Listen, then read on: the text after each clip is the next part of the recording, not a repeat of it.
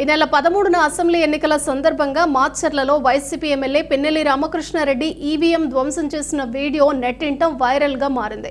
Palvai gate polling కేంద్రంలోకి వెళ్లిన పిన్నెల్లి అక్కడ EVM ఎత్తి నేలకేసి కొట్టడంతో పాటు వీవీప్యాట్ మిషన్ను ధ్వంసం చేశారు.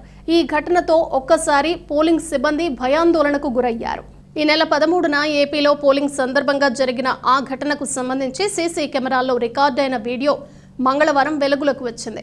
రెంటచింతల మండలంలోని పాల్వాయి గేట్ పోలింగ్ కేంద్రం 202లో ఎమ్మెల్యే ఈ చర్యకు పాల్పడినట్లు చెప్తున్నారు.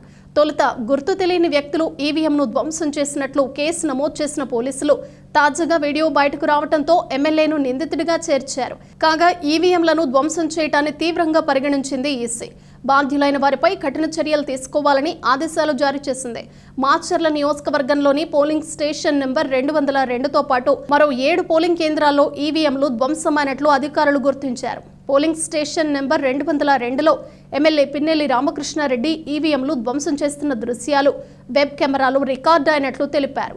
ఈవీఎం ధ్వంసం ఘటన కేసు దర్యాప్తులో భాగంగా పల్నాడు జిల్లా ఎన్నికల అధికారులు ఈవీఎంలు ధ్వంసమైన అన్ని పోలింగ్ స్టేషన్ల వీడియో ఫుటేజీని పోలీసులకు అందజేశారు. ఘటనల్లో ప్రమేయం ఉన్న వ్యక్తులందరిపై కఠిన చర్యలు తీసుకోవాలని డీజీపీకి తెలియచేయాలని సీఈఓ ముఖేష్ కుమార్ మీనాకు ఆదేశాలు వెళ్లాయి. మరోవైపు ఎన్నికల అనంతరం ఎక్కువగా హింసాత్మక ఘటనలు చోటు చేసుకున్న పల్నాడు జిల్లాపై పోలీసులు స్పెషల్ ఫోకస్ పెట్టారు. పల్నాడు జిల్లాలో 146 కేసులు ఉండగా 1500 మంది నిందితులను గుర్తించారు. పెదకూరపాడు నియోజకవర్గంలోని పలు అనుమానిత గ్రామాల్లో తనిఖీలు చేశారు.